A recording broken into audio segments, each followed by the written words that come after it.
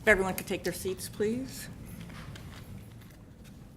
I'd like to call to order tonight's regular meeting of the CUSD 201 Board of Education, August 14th, 2018. And roll call, please. Mr. Armstrong. Here. Mrs. Charlton. Here. Mrs. Coyle. Mr. Price. Mr. Rudy. Here. Mr. Strohmeyer. Here. Ms. Wilson. Here. Thank you. If we could stand for the Pledge of Allegiance, please.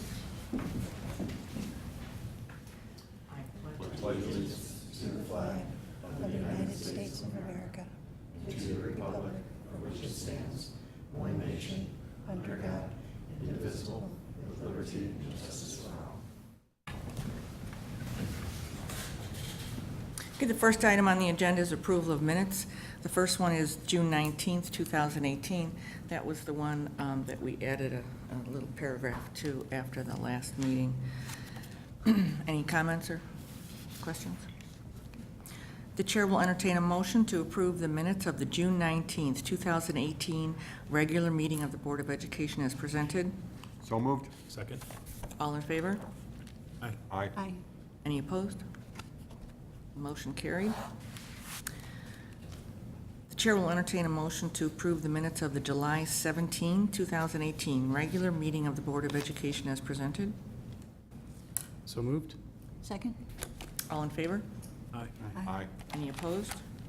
Okay, motion carried.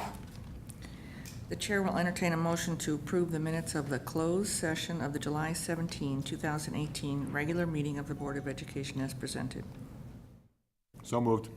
Second. All in favor? Aye. Aye. Any opposed? Motion carried. Okay, are there any public comments? All right, then we'll move to the consent agenda. Are there any comments or questions about that? Okay, the chair will entertain a motion to approve the consent agenda as presented. Number one, personnel recommendations. Employment of licensed staff. Martina Lukomsky, school psychologist, district-wide. Elise Ferrano, speech and language pathologist, Manning Elementary School.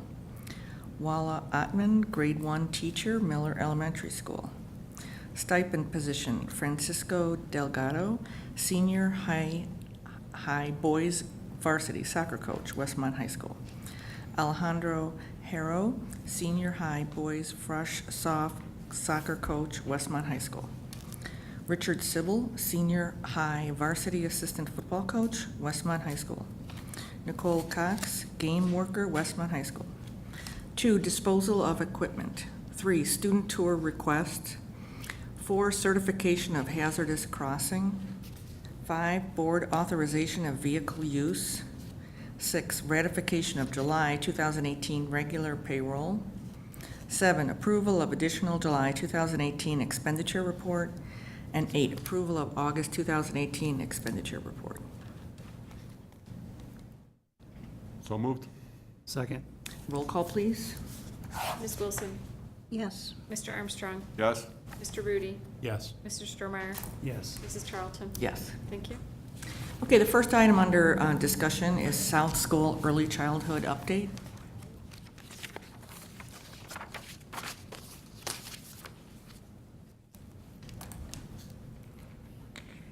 Good evening.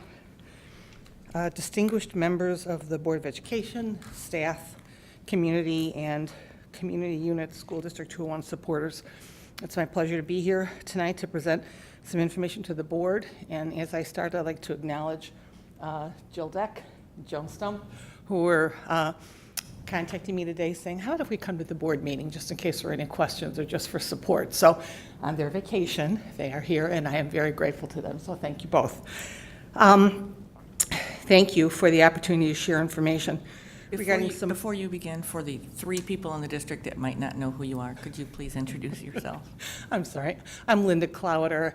I have the pleasure of working in the district and at South School, and at South, I'm the director of preschool programs. Thank you. Thank you for the opportunity to share information regarding some program changes in our Early Childhood Center, which are consistent with state guidance and with best practices. So the information presented this evening is not an action item, but it's really meant to personally share information regarding the continued growth and development of our early childhood program. I'm speaking for all of us, we feel very fortunate to serve in that program. We've received recognition for the accomplishments of the students and staff as evidenced by our most recent Gold Circle rating, which is effective for the next 4 years. It's an honor to have our teachers here this evening to represent the program. So just some history. During the last school year, we received a directive from the state asking us to take a close look at our early childhood program with the goal of identifying ways in which we could offer more inclusive opportunities. And for us, that meant that we were being asked to redesign our classrooms so that we had general education students and special education students learning and growing together in the same classroom. Our children had consistently had the opportunity to learn and play together in shared experiences such as library, music, gross motor, Salt Creek Ballet, and our social skills session.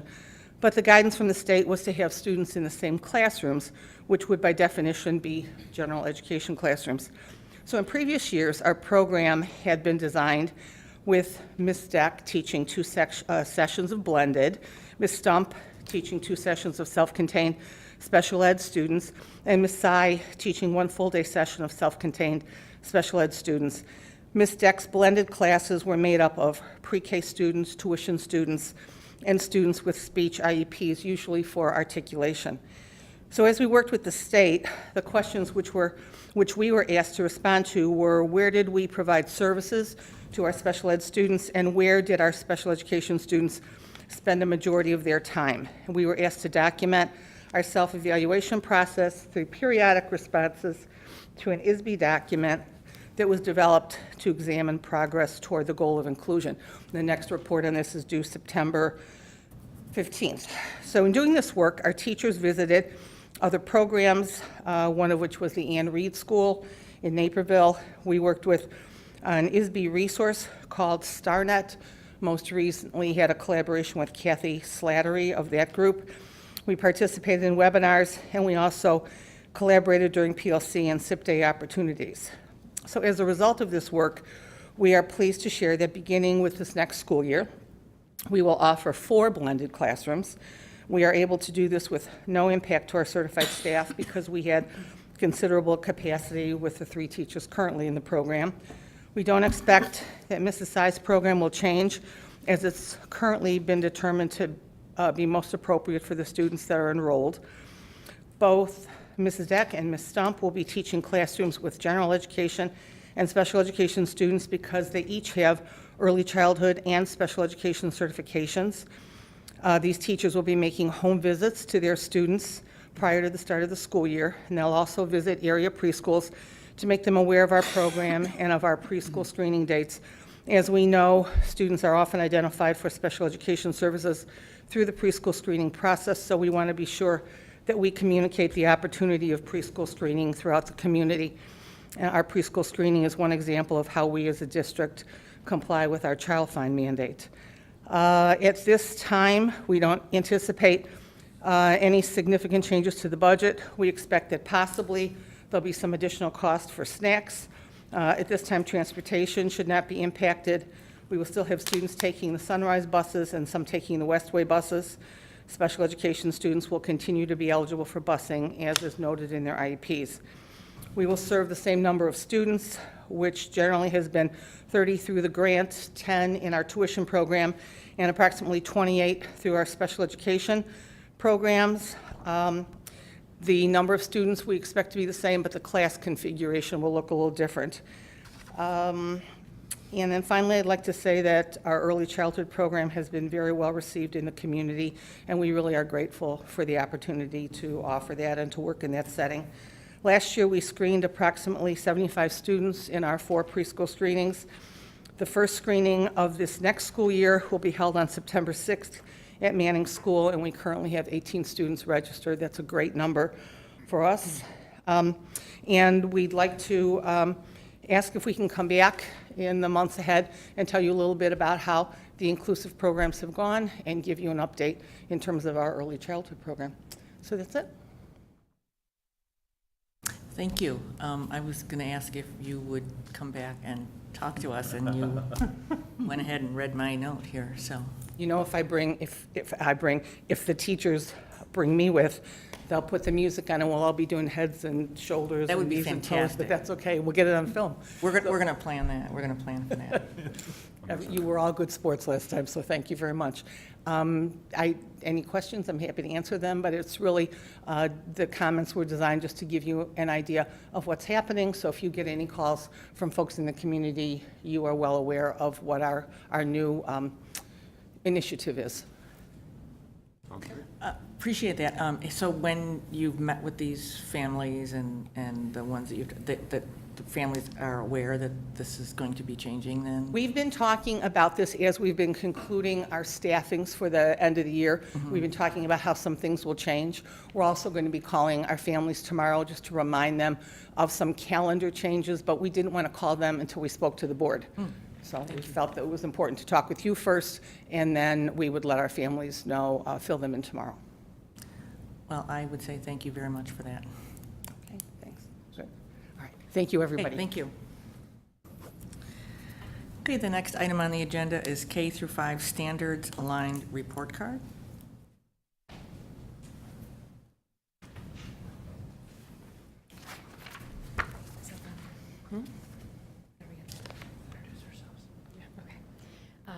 Is there a way to get this? It's up there. on there?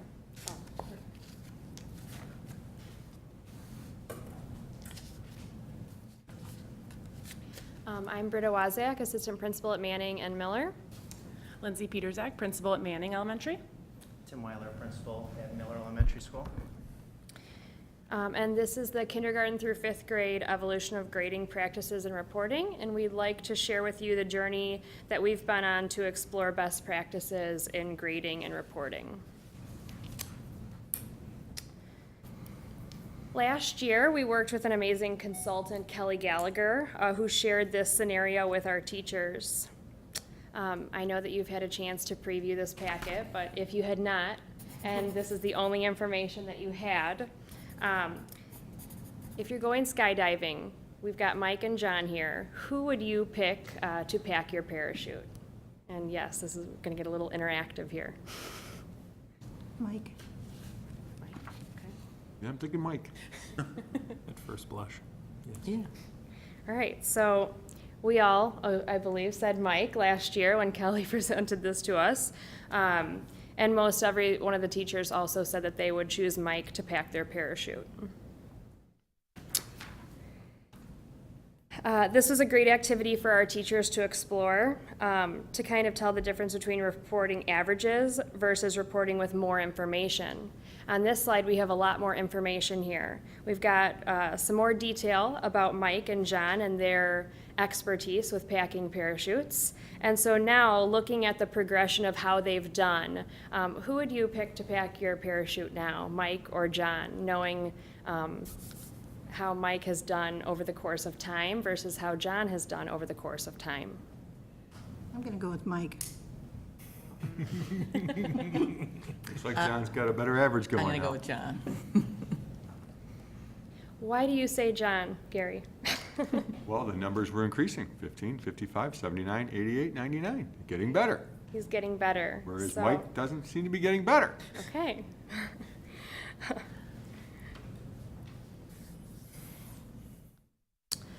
So I'll give you a moment to read Rick Wormley's quote on your agenda here.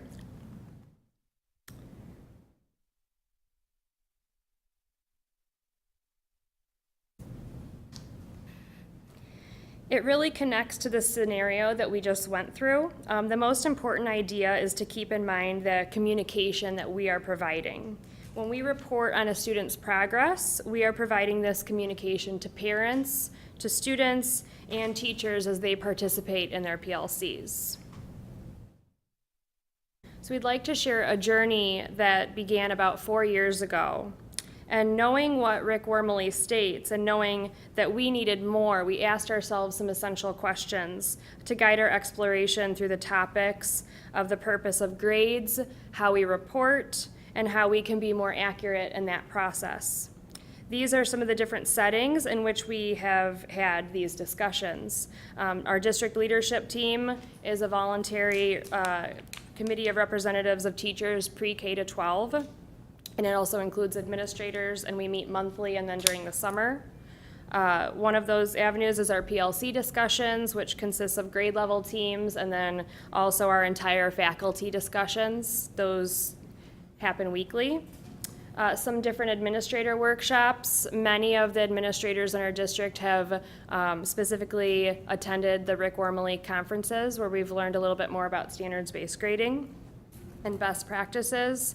Our institute days, we've explored this, as well as committee with parents, teachers, and administrators. Recently, we've included parents to get their input on how they'd prefer to receive their child's progress. Some of the people that were in this group comprised of parents representing grades K to 2, also grades 3 to 5, Manning and Miller parents, as well as monolingual and dual language parents. All right, so as we looked in these different groups and explored some essential questions, here are the some of what we discussed. And we didn't always agree, but as a team together, we shared our opinions and compared them to what other districts are doing, what ISB recommends as well. So the first question we asked was, how do we currently report student progress? So this is a breakdown, kindergarten through 5th grade, of how currently reports are reported quarterly. So for kindergarten through 2nd grade, we do currently use best practice, as our research has showed. We report on individual skills within a content area. So in other words, we break down the subject of math into smaller concrete skills. We also, in K through 2 grades, look at effort. We still lump effort as one term, and so we talked about how can we break down effort so that it's more specific to parents of what that includes. For 3rd and 4th grades, we do 2 things, so it's more of a hybrid. We do break down each content area by skill with descriptors, but we also include an overall letter grade. So for example, they'd get an overall English language arts grade, and then also there would be a breakdown of skills and their progress with each one. And then in 5th grade, they adopt more of the junior high and the high school model using Skyward, and what's reported in each content area is a grade only. So anything in terms of effort and participation is embedded in that grade. So once we looked at K2 having more of where we'd like to go, and then looking at 3rd through 5th grades as having letter grades, we actually examined the letter grading system and asked ourselves to be critical of it. And knowing that most of us, if not all, sitting here have gone through the process of having this as our grading scale when we were in school, it was hard to have that shift in conversation. But here are some of the examples of questions that we asked. So we said, what determines an A versus a B? Because as students are in a 3rd grade classroom, depending on the teacher, that criteria for an A, B, C, and so forth should be the same. We also looked at the disparity if you are a math person and looking at the numbers. 59 through 0, so there are more chances for a student to earn an F than there are for a student to earn an A, B, C, D combined. So looking at a power of 0, very similar to the scenario we had at the beginning, if a student gets a low grade somewhere in their process of that, or somewhere in their progression of that quarter, it could gravely affect their score overall if we're using a very typical averaging of scores. And so we looked at that and said, is that what we're doing? And if so, if it is what we are doing, how can we make sure that what we are reporting is more accurate? Next, we asked ourselves, okay, we've seen some discrepancies in what we've been doing, and some of our practices may need to shift. Why does our reporting need to evolve? And one big shift came for us is as we unpacked the Common Core standards as teachers, we moved away from teaching content and the gathering of knowledge. So things like memorizing states, knowing your math facts, attaining this information to learning specific skills. So going beyond that memorization and retaining information, but applying them. So asking students to explain their thinking, being able to apply skills that they've learned to new situations. And with that, we have to look at how we're reporting that out. Also, we said everything we report should be linked to a standard. So we're going to talk a little bit about that effort we were discussing earlier and how does that impact how we're reporting in standards. So when we look at a student's skill attainment in math or science or even in a special like music, is that are those work habits or effort taking away from, does the student have that actual skill? So they're two different things, and we'll discuss that in a little bit. And it brought us back to the another piece that we've been working on and excited for this coming year as we build and have assessments that are aligned to standards. We want to make sure that we develop consistency among all teachers. And so that was another piece of why do we need to look at what we're doing and maybe make those shifts. So how can we best communicate this information and report progress to families? As Lindsay mentioned, these are some skills that are traditionally factored into a letter grade that some of our students receive and that we all received when we were earning grades in school. Some of them being effort, participation, behavior. These skills are so important, though, that they really need their own category. When the academic grade includes these items, the grade could be inflated or deflated based on these work habits. Our goal is to think about ways to kind of uncouple these academic skills from the work habits. So we'd like to consider reporting on work habits separately. Uncoupling the academic skills from the work habit skills will create a system that really encourages student reflection and responsibility for their learning. Uncoupling these two is also a recommendation of the Illinois State Board of Education. So here are the work habits that were listed on the previous slide. And this is an example of what some other districts might use to report on work habits in a way that doesn't inflate or deflate the information that we're sending home about progress with an academic skill.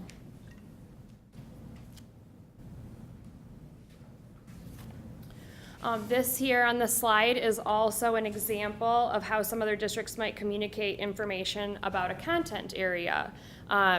We've got our traditional letter grade with mathematics versus a table that really breaks down the skills and gives us a lot more information about those specific standards in math.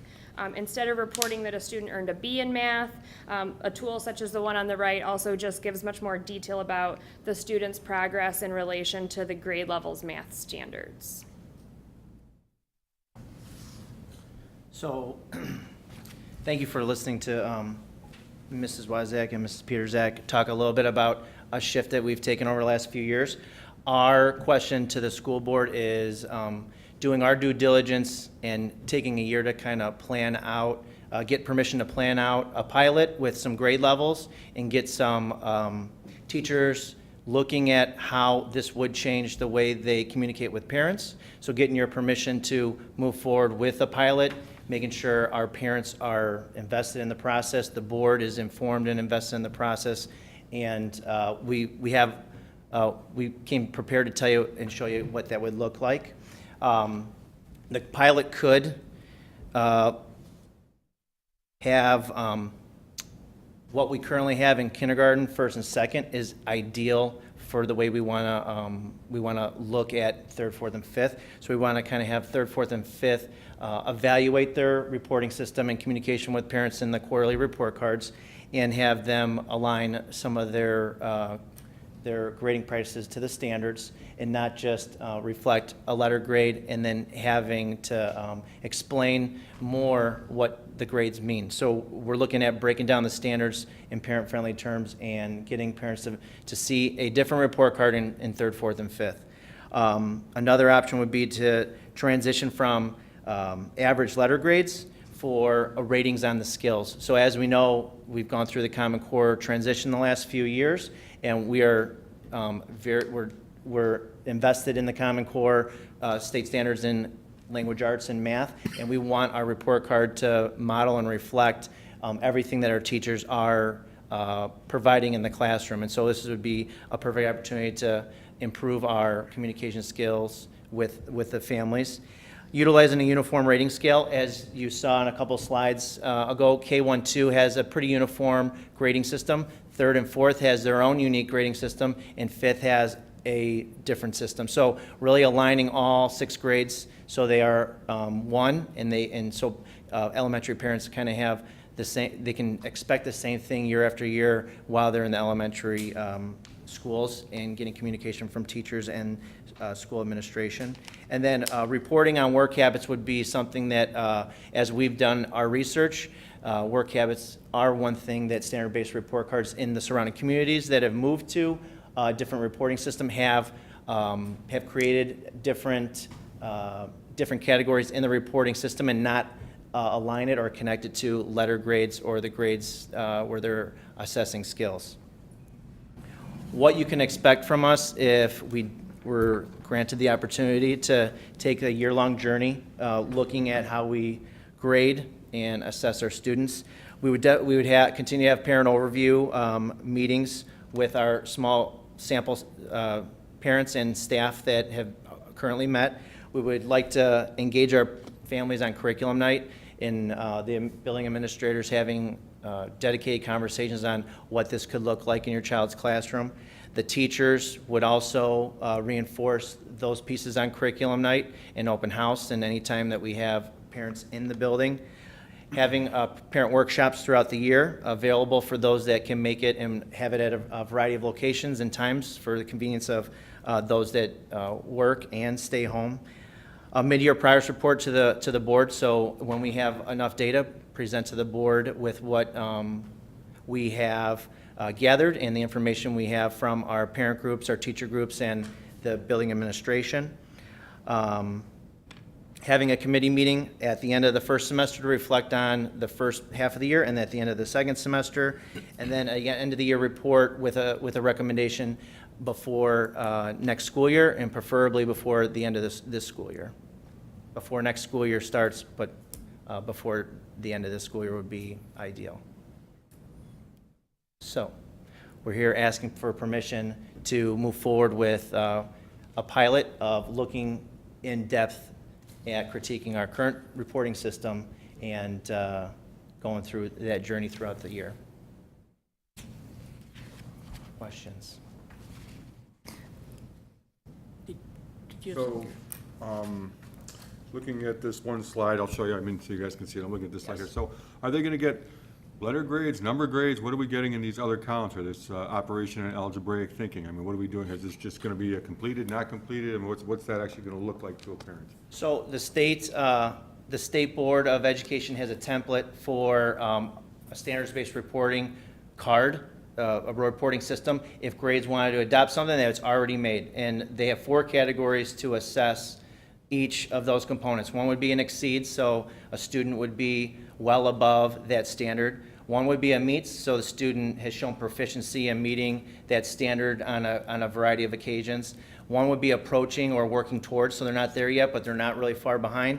And then the last one is a needs improvement. So they would need like intervention or some kind of extra reteaching to get to that, to get up to the meets of that standard. And a lot of schools have eliminated the exceeds or the grade level above, and they just go to either like a 3, like a meets, an approaching, or working towards, and it does not meet, to make it easy for parents, because they have a lot of parents on their committees when they're going through the process.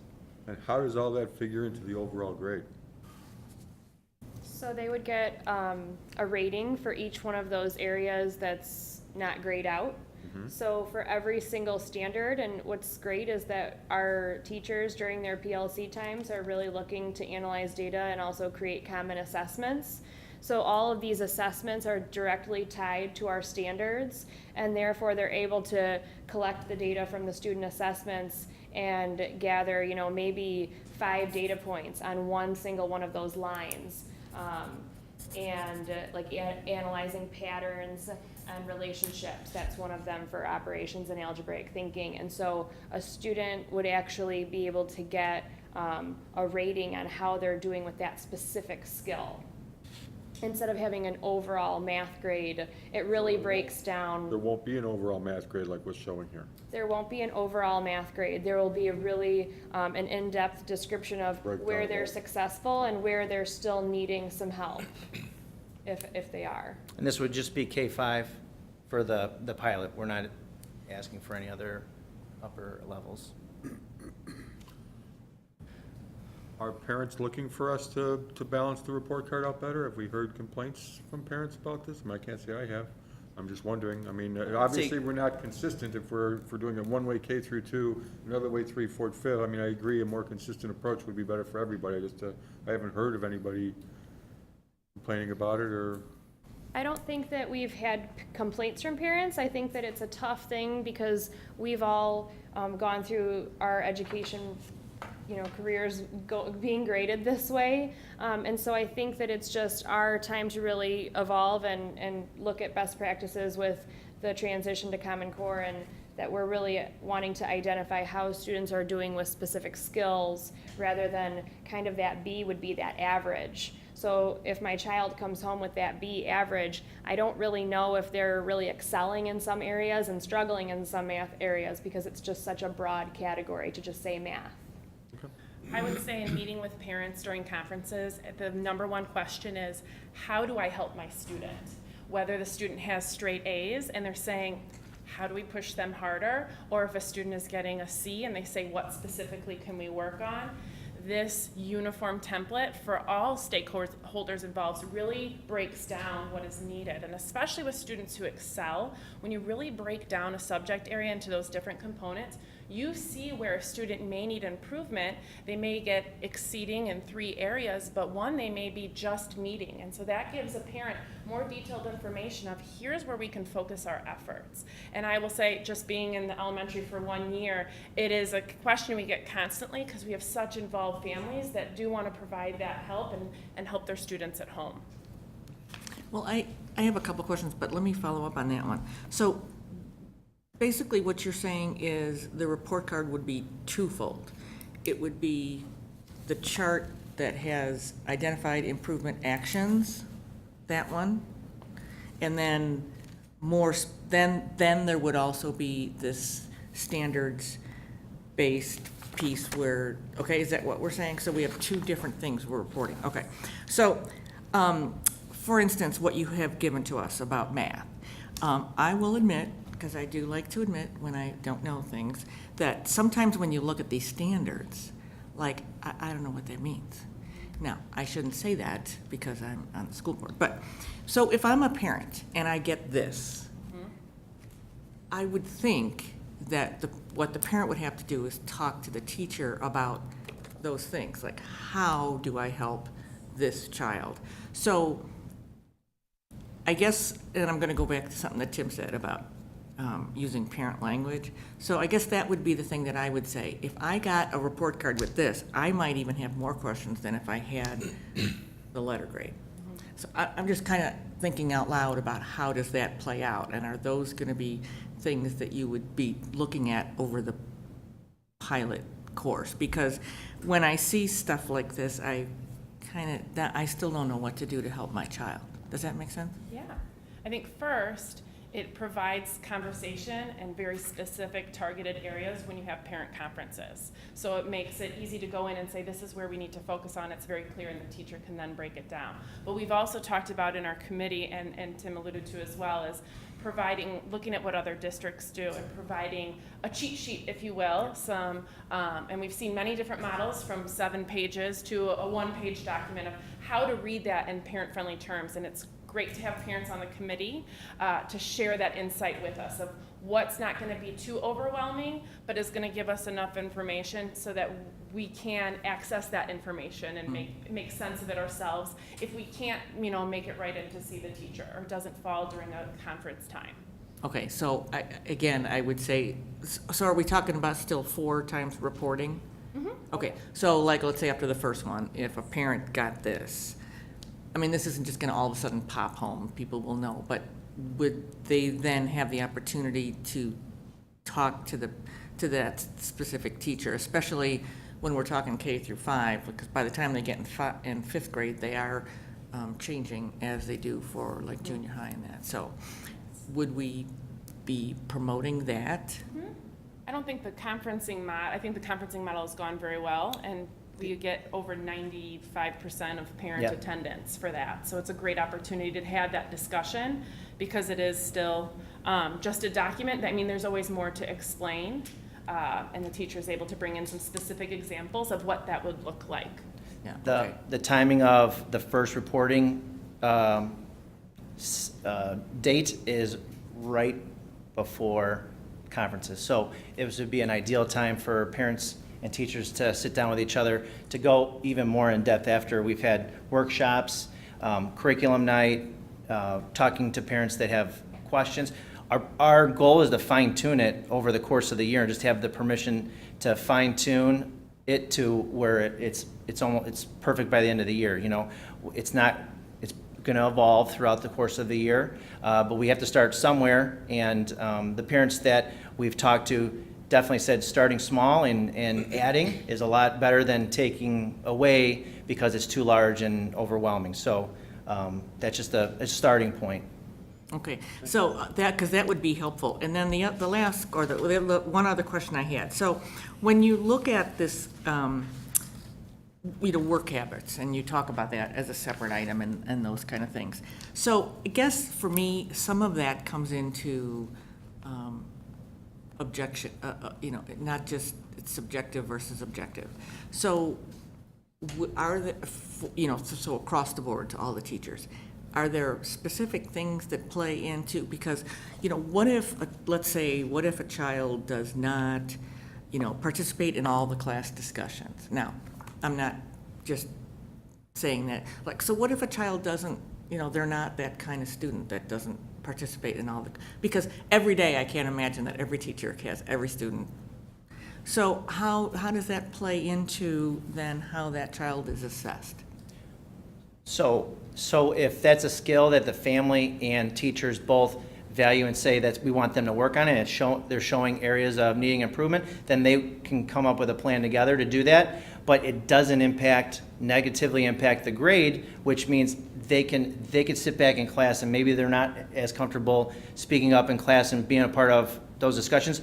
Their grade for the standard is not negatively impacted by their skill to participate in discussions. That might be something based on parent and teacher conferencing that they want to work on, and that could be a goal. But it could also be, I know my son or daughter, they don't need to work on that at this time. Maybe we'll wait until middle school or high school to really get them more comfortable because maybe they have anxiety or there's some things going on where, but it's identified and it's out there, and it can be a point of goal setting for the parent, child, and teacher. One thing we talked about, because we had this exact same conversation as our committee members were discussing, was not necessarily giving a rating for each, but maybe finding a couple of goals per child of where to focus on, because like you said, all of those skills are embedded, but to be able to be objective in reporting on how they're doing, but more of in a goal sense of what could an individual student work on, and not listing all of them as goals, because it's really then hard to focus on what to improve from quarter 1 to quarter 2. But it gives students and parents a smaller focus. Having recently been through conference times, I think that one thing, just as a suggestion, I think this is a fantastic look at this, but especially when it's rolling out for the first 2 quarters probably, to schedule longer conference windows. Yes. Oh, yeah. Because our conference windows were very brief. Yes. And I always felt there was always a sense of pressure to wrap up the conference and move on. Yes. And so I think this one's going to take a lot more time, and to gain buy-in and understanding on all sides? If we can get templates into parents' hands through curriculum night and then possibly a parent workshop before that first reporting to get them ready for that, I think that would be helpful so they know what questions are already brewing, so that they can be prepared. And then on the teacher end, we have our work to do in PLCs of what those conferences will look like and how to make that conversation parent-friendly so they can have some takeaways to work on at home.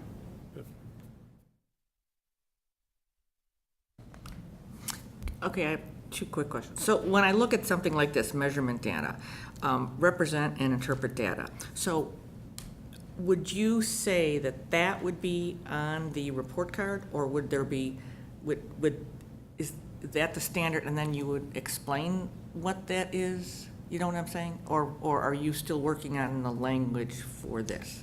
I think we're still working on the language. The language that's in there is from the standards. They're called clusters, so they're headings.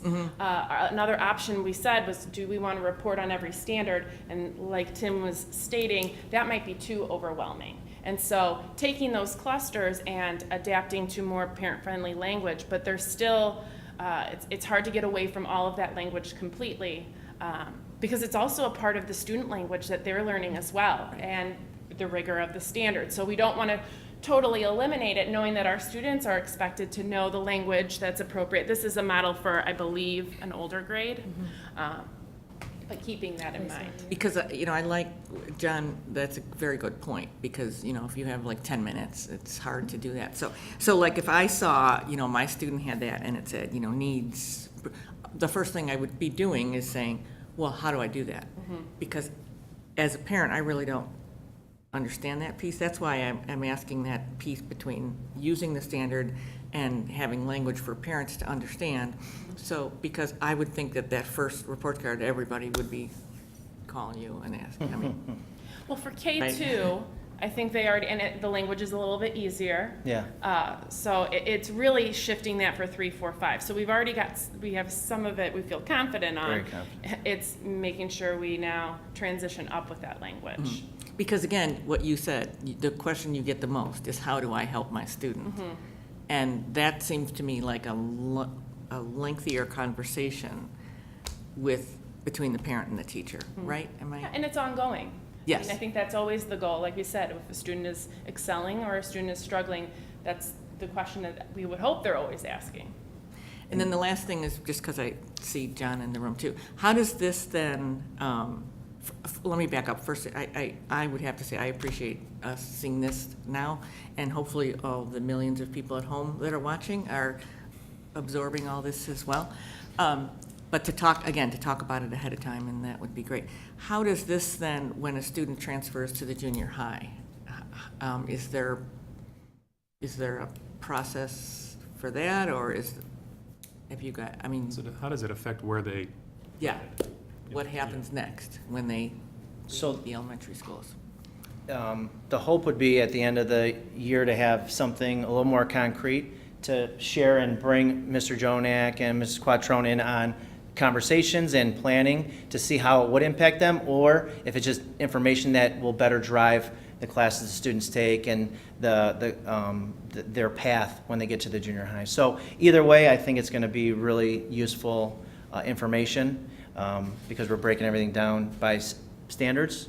And yeah, please. Oh, now I came out of the seat, okay. Sorry. I just wanted to answer that. So we are currently at the junior high. We are not as developed in the plan as the elementary schools, but we are looking at standards-based grading and what that looks like at the junior high or middle school level. So we've been working with a few of the schools in the districts that are within my professional learning network and just seeing where different people are at with that. There's one school specifically that's a little bit further along than others, and so we're trying to learn from their experience and what that looks like for us. So we're definitely developing a plan as well, to see if that's something we want to go down, but we're not quite as far along. Is that other school that you just referenced, is it happening in the K through 5 and in the junior high? I'm not certain. I'm just curious how it feeds and works together. And I can definitely find that out for the board, and I might even have the answer before you wrap up today. Okay. So how do you know if it's successful? How do you measure success versus the current system? I think that is something I'd like to think about. Having the pleasure of meeting all the parents and having a lot of forums where parents can share their feelings and get feedback from them on a regular basis. I don't think we see a problem of reaching out through a survey that can go to everyone, but also from more informal ways of meeting and gathering, maybe through a parent workshop forum of getting, before they leave, walking out the door, where are they at, engaging that. So electronic tools of surveys really help with that, and it gives a quick gist. And our 5 essential data shows that we're able to get that information quickly and efficiently and be able to segregate it and analyze it within a couple of days or immediately after receiving it. So I think that's an easy tool. But as we talked about in some of the different platforms where we're going to be reaching parents, I think that provides a really informal way from there to share more than a I like it, I don't like it, and really provide some questions for us. So as we're giving that information to you during a mid-year and end of the year report, having some of their questions drive our presentation, I think would be really powerful. And us, like you said, being proactive in the approach, answering those questions as we go, will be really helpful, engaging where they're at and how they feel about it and if it's effective. But there's also a student component too, especially in those grades 3, 4, and 5, of really what Britta was stating about student reflection and knowing where they're at as a learner and why they are where they are and what they can do specifically to improve. So getting their input, I think, will be valuable as well. I don't think it's just for 3rd, 4th, and 5th graders. I think K2, I learned very quickly, are very capable at a young age of reflecting as well. And then teachers, we use surveys quite a bit. So they're very open in sharing where they feel they're at and how their conferences went and do they feel that this was successful from their standpoint. Another piece that is allowing us to be here now instead of a year from now is the board granted funds to use for new curriculum resources, and this is going to validate those tools. So the standards-based reporting system is going to help enhance how effective is the programs that we purchased for reading and math. So it's a twofold system, and we're really excited. That's kind of why we're here now instead of maybe at the end of the year, is because we've been diving deep into the curriculum resources, and it just makes sense. Like, timing is everything in life, and the timing of this makes perfect sense to start the shift and how we grade and what effective grading is at the K-5 level. Let me ask it another way. So if the students haven't learned some of these criteria on the math, would they in Q1 get a does not meets, or like would they get graded on something they haven't been?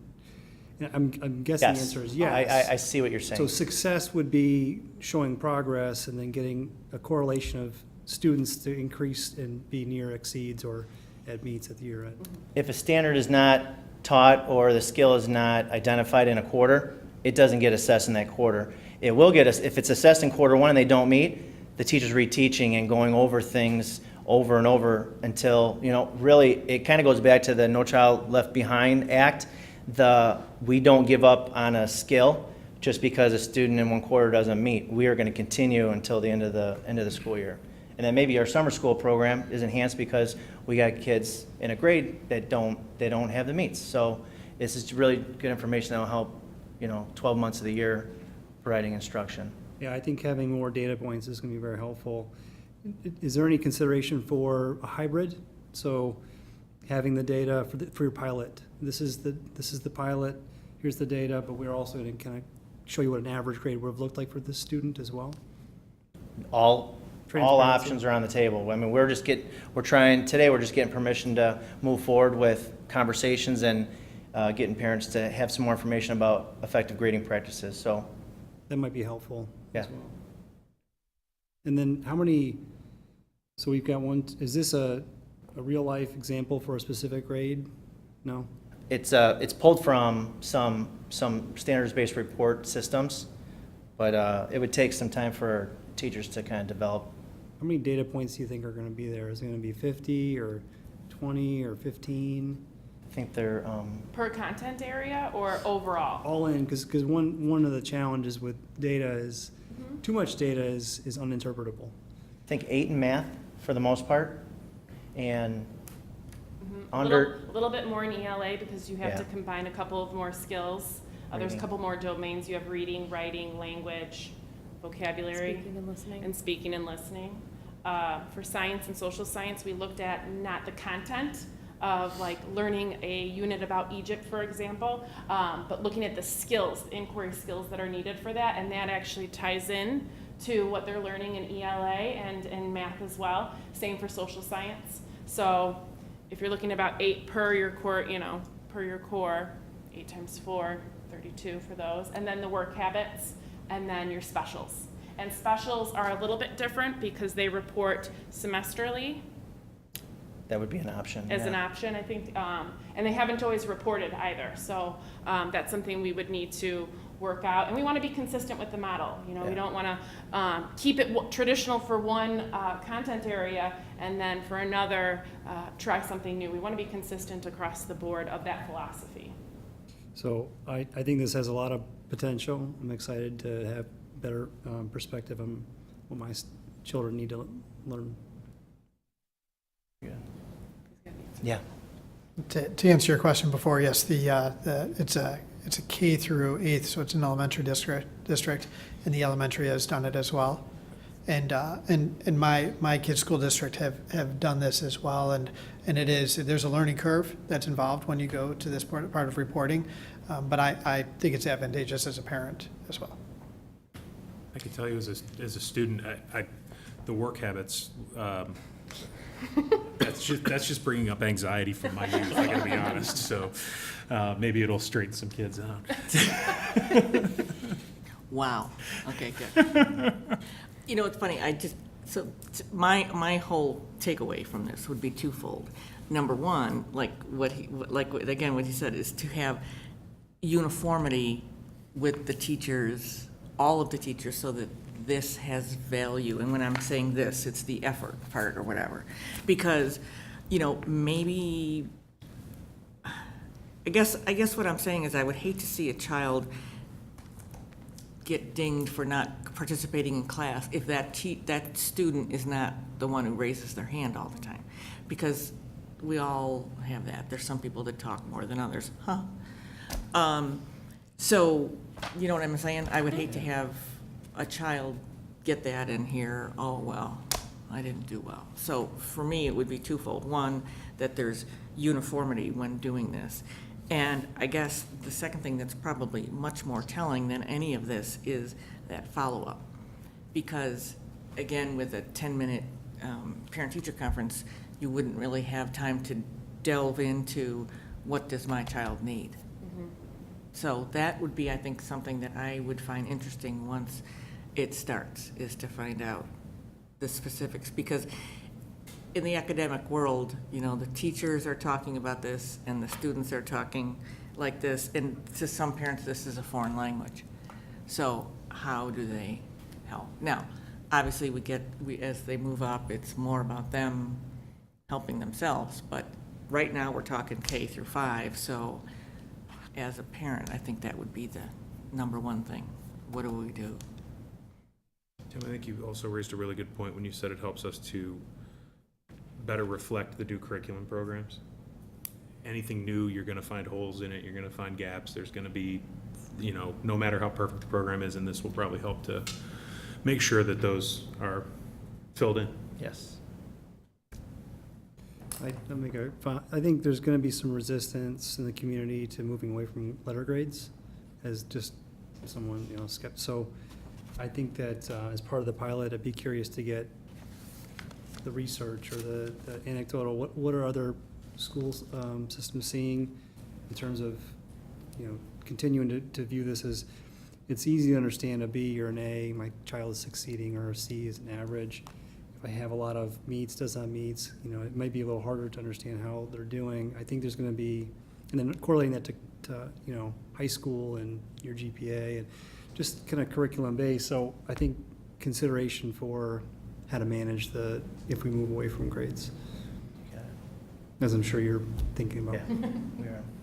Well, and that brings up a good point too. Just because that's the way it was, doesn't necessarily mean it's all bad and it needs to change. So, maybe some sort of hybrid might be beneficial. Smooth the transition. Yeah, a smoother transition so that people can really understand and make it, because sometimes people get met with resistance. Well, that's the way we always did it. Well, that doesn't necessarily make it right, and it doesn't necessarily mean it has to be changed. It's almost like, what is the goal? What is the goal of the change? So, well, we look forward to hearing from you again. Yeah, we're all in favor of it, right? Yeah. Yeah, so, yes, we'll move forward with the pilot? Thank you. Thank you. Thank you. Okay. Thank you. Thanks. Thanks. Okay, the next item on the agenda is enrollment projections. And we experienced this year, we have a bubble of kindergarten students at Miller. And so short term, we added a section of kindergarten to help offset that.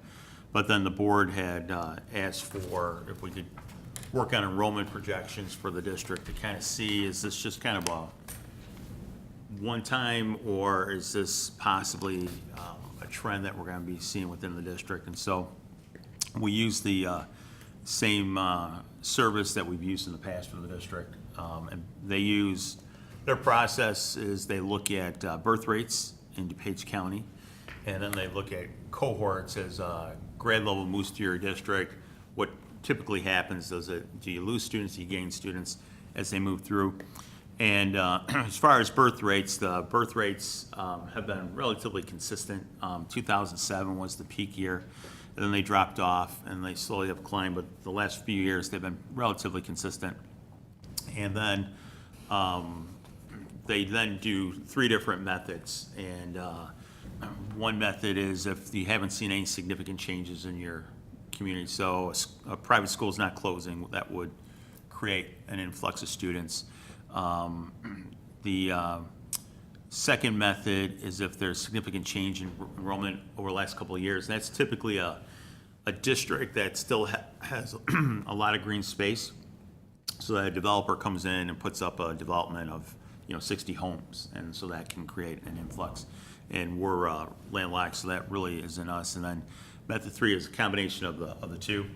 And then they do apply their methods to your previous years of enrollments to so that you can kind of gauge, what method might be more appropriate for you, for your district. And so based upon the work that they did, right now it looks like method 1,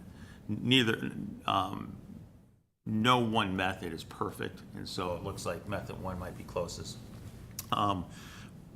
And one thing is they had the wrong enrollment for 8th grade, and so we're getting that corrected. But right now the focus is K through 5 because that's where we're kind of looking at. And so, right now we're able to kind of look at what they're projecting for this year even.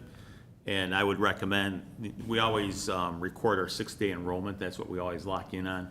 That's after the school year starts. Any families who are late to register, those are usually incorporated. And so things kind of settle down, not that you won't pick up or lose students throughout a school year, but things kind of settle down right around the 6th day. And so then we'll be able to take a look at what their methods are projecting for us for this school year.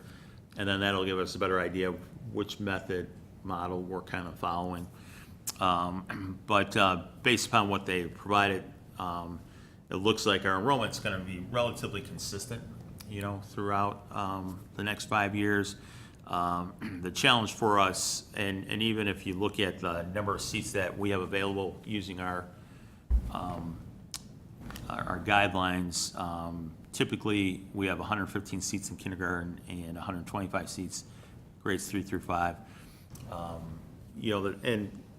That was the challenge this year. We had seats at Manning, but we didn't have the seats at Miller, so that's what kind of created.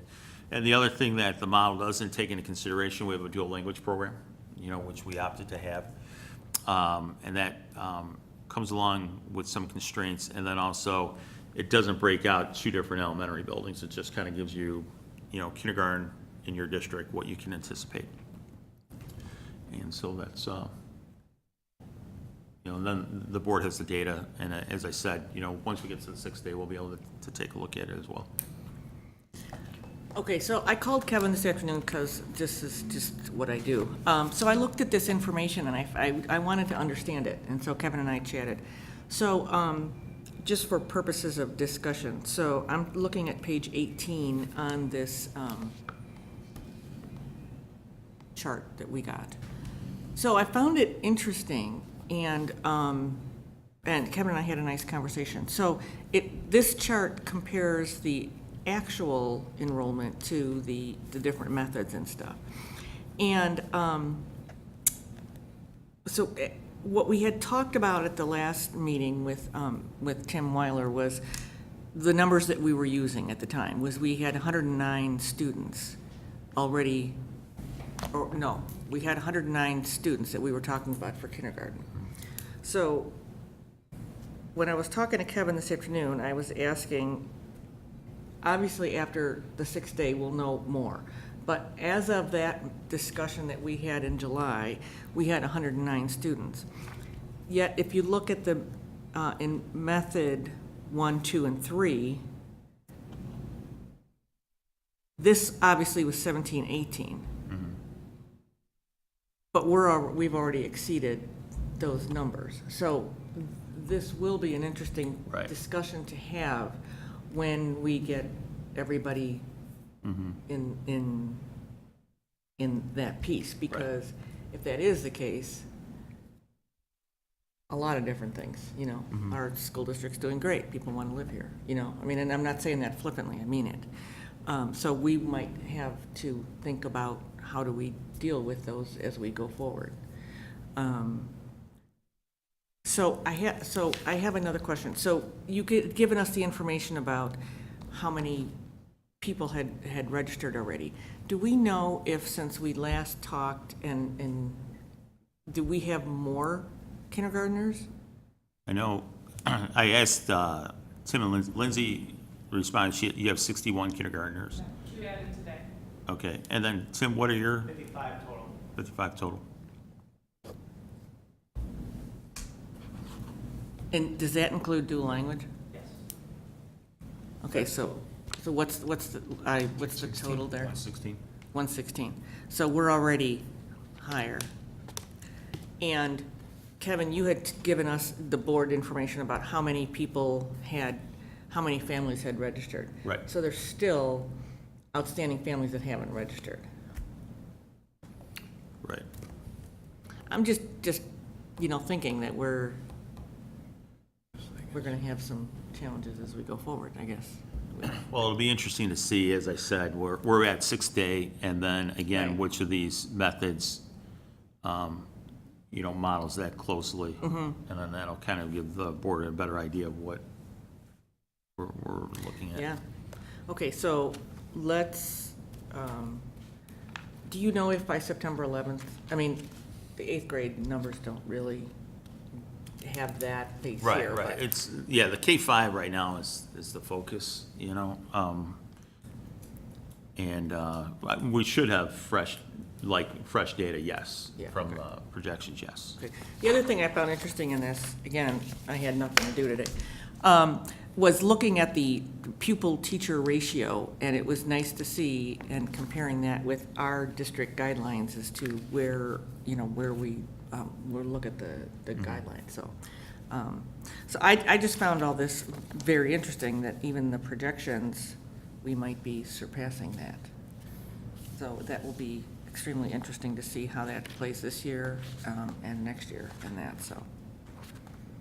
Anyway,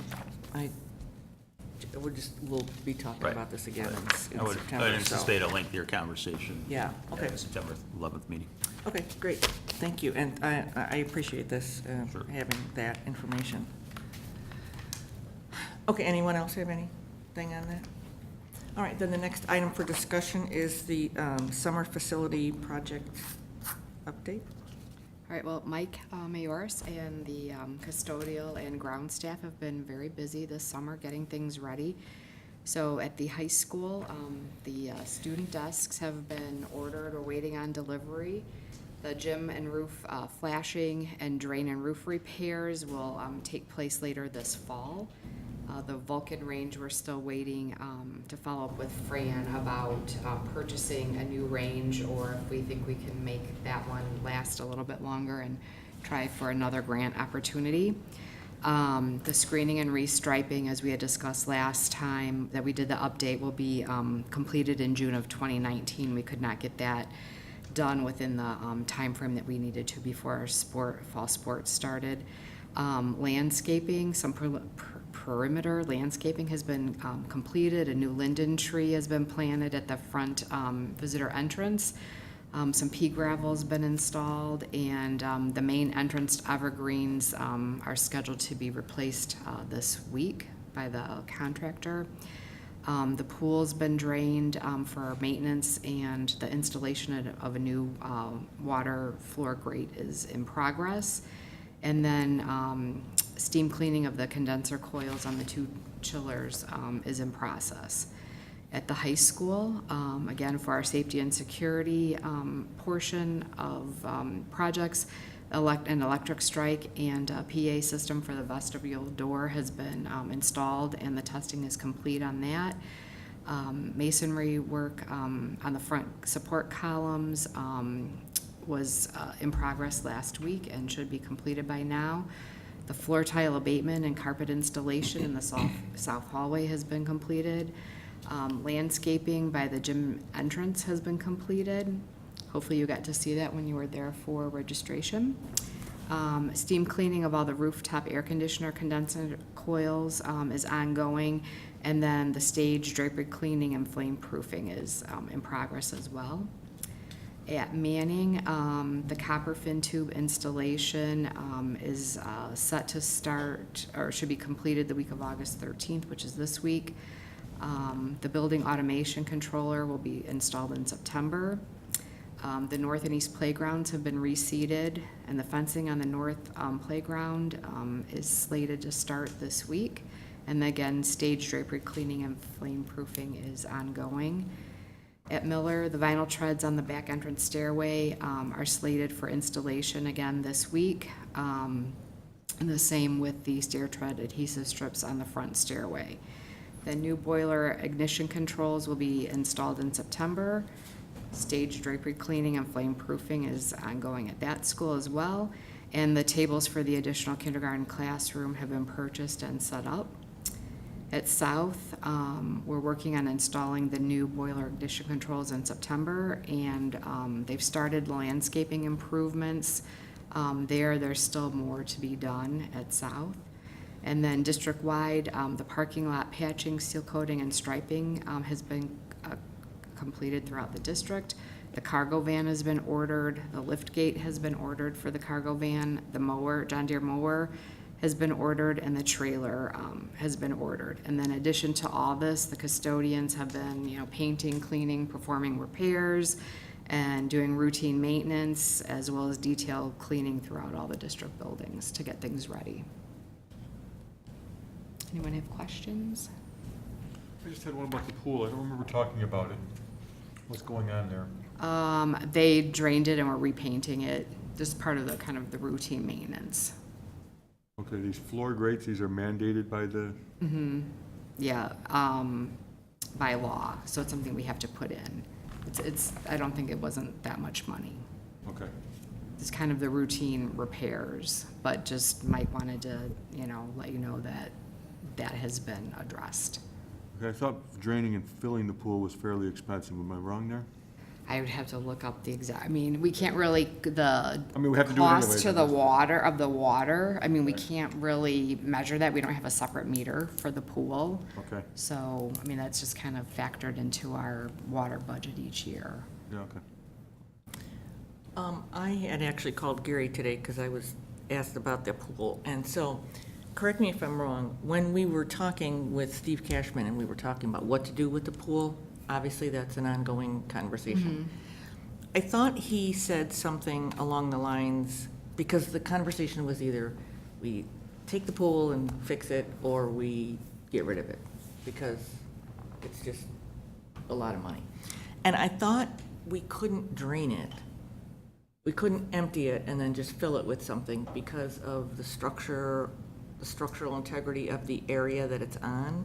I mean, Is this- to actually, to decommission the pool? Yes. Is that, yes, there, I mean, we would have to go back and revisit that, but you won't just fill it in, you know, with, you know, and like build over it. There's other things that have to be done. And I'm not an expert on that, so we'd really need Steve Cashman here to Yeah, discuss and that was what the question I had asked Gary as being on the committee about. I thought there was some comment, and I should ask Mary Kay, because she was very much, and she's not on the board anymore. She really had a lot of the knowledge about the pool. She was really concerned about it. I didn't know, I thought there was something about that if we drained it and. No, I think that's if you were gonna decommission that. If you Right. wanted to, it's not, but no, you do have to drain it to do maintenance. So that part's not a problem. It's if you were going to not use the pool ever again, not refill it, Yes. that you can't just, If I recall the conversation, probably we can't leave it empty because it was built over a wetland and would collapse, Yeah, if I yeah, recall correctly. I'm yeah. not sure. We'll have to check on Yeah. that. That's just, I remember there was a lot of weird things about the pool. Right. When we were trying to talk about, I mean, like, if we did try to decommission it and just close the building, they'd still make us put a fence around the pool. Yeah, there was a lot of Lot of weird things, so. very interesting things, which we couldn't really follow up on because we didn't have the money Correct. to do either one, so. Okay. Anybody have any questions on any of this? Okay. All right. The next item, action item. Approval of authorization to pay additional August bills for fiscal year 2019. The chair will entertain a motion to authorize and direct the treasurer to pay any additional bills received before August 31st, 2018 that have been budgeted for the current fiscal year as presented. So moved. Second. Roll call, please. Mr. Armstrong, Yes. Mr. Rudy, Yes. Mr. Stromeyer, Yes. Ms. Wilson, Yes. Mrs. Charlton. Yes. Motion carried. Okay, the next item, at the last board meeting, Mr. Jonak came and gave a wonderful presentation about a social emotional learning assistant dog to be at the junior high. Being at the registration, there was a lot of buzz about the dog, and you had a picture on the screen flashing there, so a lot of buzz about the dog. Have you named the dog? Yes. Yeah.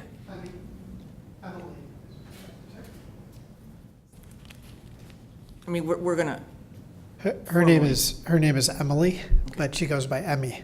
Emmy, okay. Yeah. Okay. And if anyone wanted to see the presentation, you could look at the last board meeting. There was a thorough presentation by Mr. Jonak and a lot of questions about. It's also about attached this. here? Also attached here? Presentation? Yeah, it's reattached. Yes, it's attached, yes, it's attached, so people could look at that, but you could also hear John's presentation, so. Okay, any questions on that before we vote? All right. The chair will entertain a motion to approve the Westmont Junior High School Social Emotional Learning Educational Assistant Dog as presented. So moved. Second. And roll call, please. Mr. Rudy, Yes. Mr. Stromeyer, Yes. Ms. Wilson, Yes. Mr. Armstrong, Happily, yes. Mrs. Charlton. Yes. Thank you. Okay, the next item, Superintendent's Report.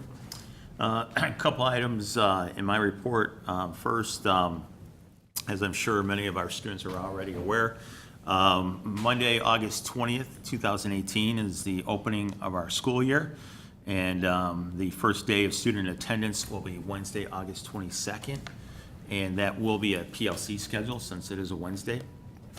And then as far as our opening institutes, our staff, the first 2 days, August 20th and 21st, our teachers will be involved in staff development, and those staff development activities will revolve around one thing we're doing is de-escalation strategies with our staff, and that's to assist students and, teachers when they're engaging students, and sometimes not all of our students make the best choices. And so to give our teachers more tools in engaging students and redirecting their behaviors when they're working with students. We'll also be, obviously, with the new math and ELA series, there'll be a lot of staff development with the K-5 teachers as well. And then in the day 2, the principals develop their agendas, and we'll include those agendas in the board book for next month so that the board can review the activities that took place on the second day. Are there any board reports? I just wanted to say I thought registration went very well. I'd like to congratulate the administration. They had some new techniques that they were using to help move the lines along. I thought it went very well. I was there for most of the day, so. Okay, I have a quick thing. Laura Coyle isn't here tonight, and she asked me to just remind everyone that a few weeks ago, our District 201 dual language staff was among the first graduating class of Roosevelt University's dual language Teacher Leadership Master's Degree Program. And so just congratulations to our dual language teachers for that. That was fantastic.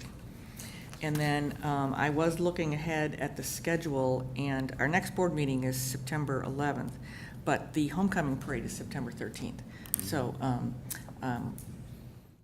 that's coming up very quickly. So I know, that's what I did too, when I looked at the calendar.